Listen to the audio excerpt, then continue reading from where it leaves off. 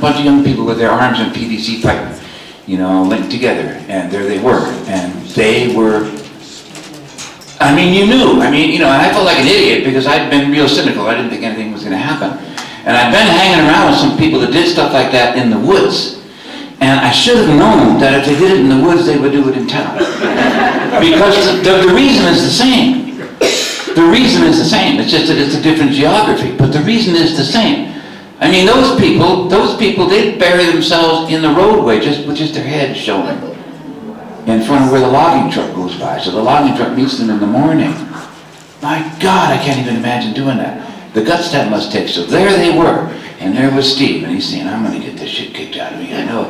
And he did, and I just kind of wandered around, spend the rest of the day looking at things and talking to people and running in and out. I had a couple of gigs to do, playing the church and playing in the showbox the next day on the Wednesday when things got sanitized and Clinton was, came to town and Madeleine Albright was cowering inside the hotel. She couldn't get out. You could bomb the shit out of some third world country, but she couldn't get out. And faced some dreadlock hippie chained down in front of her hotel room. It was. I'm sorry. That's what it looked like to me, and it was extraordinary. And so I carried that around with me. And when it was over, I spent as much time as I could down there, and there were times when I had to just kind of go away and leave for a little bit, and then come back, and then I thought, okay, I got to do something about this, but I got to make sure, because I knew that if you were at the scene of an event, you had one assessment. If you were outside, there was another one, because the event sends out ripples, right? So I wanted to see what sort of ripples it sent out. If this thing was as important as it felt to me at the time, because it felt really important. So I got up every day and I went on the internet, which was new to me then. I had a computer, and I go on there and I read the foreign papers. The Irish papers, the English papers, the Indian papers that, printed in English. It's stuff that I could read, Australian, Taiwanese papers, and they were all talking about it because they had all sent delegates and they'd seen that. And many of those people were actually under the thumb of the WTO, and they were excited that this sort of thing could happen. So then I sat down and I just kind of wanted to, and I was listening to a lot of hip hop at the time because it was the only kind of music that made sense to me. It was the only kind of music that I could hear on the radio or being passed around that actually people said things, they talked about things. Okay, they did. It was an open forum. So the song was written kind of initially so that you would dramatize it. You would just speak it, and it's a movie, and it's a spoken movie. And then I put it to this guitar thing, which was dreamy, so that because I love the contradictions like that. A lyric that says one thing and a music that says something else. You've got this beautiful music that talks about, for a song that talks about tear gas and cops and shit. It's a wonderful thing that sets up this whole. Well, you can hear it. It's and then I had to learn it.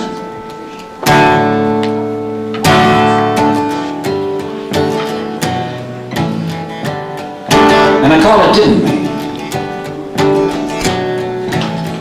And there's a whole bunch of reasons for that. One is the obvious. One is not so obvious. It doesn't matter, but I'll tell you anyway. A wonderful movie called Pow Wow Highway. Maybe somebody's seen it. Yeah. In that movie, there's a song, and it's Bono. He's singing away. And the only thing I can understand is "Didn't we?" And he's singing it with such gusto. Didn't we? And I'm thinking, didn't you what? Because I can't understand what he's talking about. But I like that. I like the gusto of it. I like the statement of it. So I'm going to take that statement and I can put it into something that I understand happened. And it goes like this.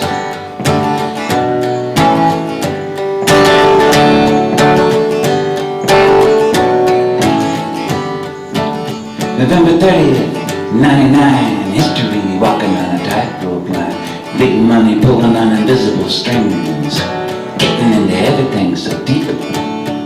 It's gotta believe it's in the food and the water and the air you breathe and the chemistry, the biotech, the banker with the bottomless check, the corporations and the CEOs, and the bottom line is the profit grows. The money talks and you don't talk back. They don't like it when you act like that, but didn't be. Shut it down, didn't we?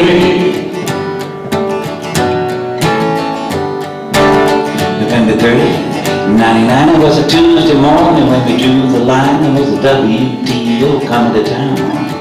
We swore we were gonna shut it down, and they stood there with their big police. They had the National Guard out to keep the peace, with the guns and the clubs and the chemical gas, but still we would not let them pass. And they raged and roared and their tempers flared, and there were bombs bursting in the daylight air, and they'd run us off and they'd do us in. But we came right back again, didn't we? Shut it down, didn't we?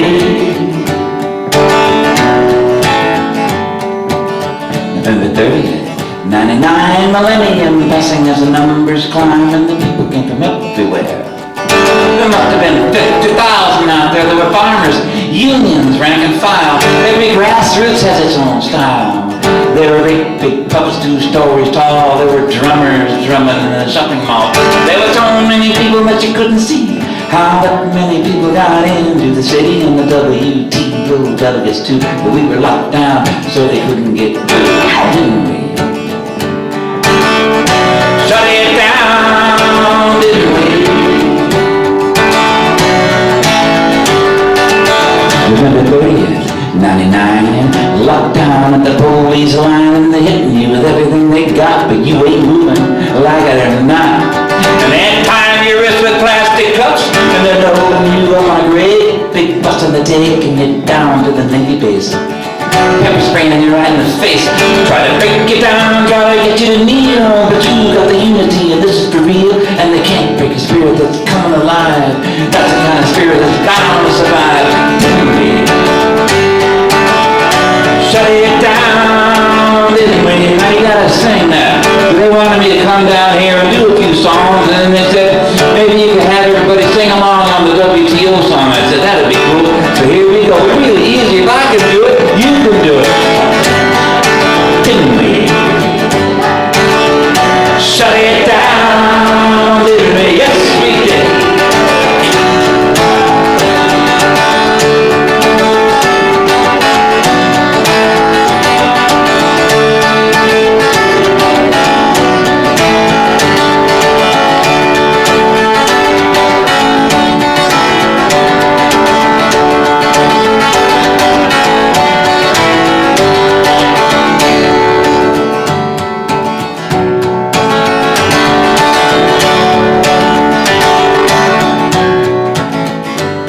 Now the media loves all the glitter and flash.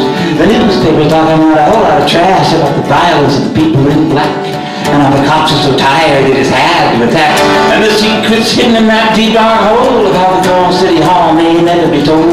The mayor's out doing the spin. The police chief quit so you can't ask him. They just swear to God on human law, but I was there and I know what I saw. The visible stains will wash away in the rains, but this old town will never be the same. You didn't we? Didn't we? Shut it down, didn't we? Now it's the greatest story ever told. David and Goliath. How you be so bold, standing up to the giant when the going gets hot, and all you got is a slingshot. Tell me that the world's turned upside down, and you gotta pick it up and shake it, gotta turn it around, take it apart to rearrange it. I don't want to save the world, I want to change it. Don't let them tell you that it can't be done, cause they're gonna be the first ones to run. Just take a little lesson from Seattle town.